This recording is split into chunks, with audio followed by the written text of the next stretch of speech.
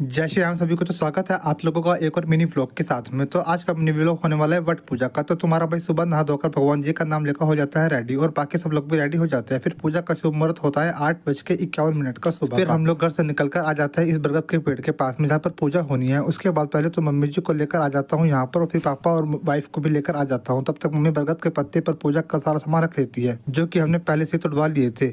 उसके बाद फिर तुम्हारी भाभी भी सेम प्रक्रिया को करती है और अब शुरू हो जाती है।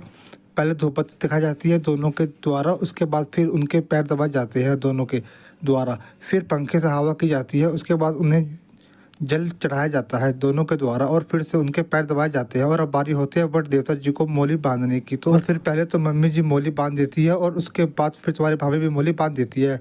और अब जब तक मोली पूरी तरह से खाली नहीं हो जाती तब तक वट पेड़ के चक्कर लगाने होते हैं और उनसे आशीर्वाद लेना होता है। उसके बाद मम्मी जी और तुम्हारी भाभी अपने अपने सर पर वट वृक्ष के एक एक पत्ते अपने सर पर रख लेती है और उसके बाद पूजा संपन्न हो जाती है और हम लोग अपने घर के लिए निकल जाते हैं। और घर में आने के बाद मम्मी जी पापा जी को और तुम्हारी भाभी मुझे प्रसाद खिलाती है और उसके बाद हम दोनों अपने अपनी पत्नी को आशीर्वाद देते हैं। और अब आप लोगों को बताता हूँ कि ये वट पूजा क्यों की जाती है। ये पूजा इसलिए की जाती है क्योंकि माँ सावित्री जी के विवाह होता है। उसके अगले दिन यमराज जी उनके पति के प्राण हरने के लिए आ जाते हैं और माँ सावित्री जी अपने पति के प्राण की रक्षा करने हेतु यमराज से लड़ जाती है कि मेरे पति के प्राण आप ना ले जाए। लेकिन यमराज जी उन्हें बोलते हैं कि ये तो विधि का विधान है, जो कि इस पृथ्वी लोक पर आया है उसको एक ना एक दिन जाना ही होता है। तो पश्चात माँ सावित्री जी यमराज से बोलती है कि आप उन्हें कहीं भी लेकर चले जाओ, लेकिन मैं उन्हें अपने पति के प्राण वापस लेकर जरूर आऊंगी। फिर यमराज जी उनके पति के प्राण लेकर चले जाते हैं, लेकिन उनकी पत्नी उनका पार्थिव शरीर को जलाती नहीं है और निकल जाती है अपने पति के प्राण को वापस लाने के लिए यमराज के पास से।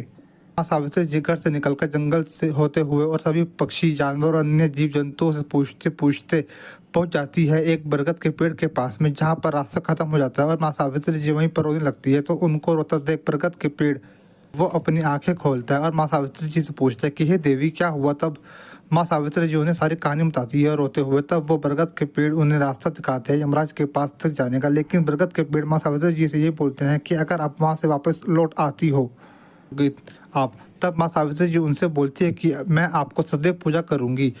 और ये बोलकर माँ सावित्री यमराज के पास चली जाती है और वहाँ तक पहुँच जाती है। तब यमराज जी उन्हें देखकर डर जाते हैं कि ये स्त्री तो यहाँ तक आ गई है। तब माँ सावित्री जी उनसे अपने पति के प्राण को वापस करने के लिए बोलती है। तब यमराज जी उन्हें बोलते हैं कि अगर आप भगवान विष्णु से हाँ करवा देती हैं तब उनके पति के प्राण को वापस कर दिया जाएगा। तब माँ सावित्री जी भगवान विष्णु के पास जाकर बताती है और तब भगवान विष्णु उन्हें बोल देते हैं कि आप जाओ, आपके पति के प्राण वापस कर दिए जाएंगे। लेकिन माँ सावित्री उन्हें बोलती है कि आप अभी मेरे पति के प्राण मेरे सामने दीजिए तभी मैं जाऊँगा।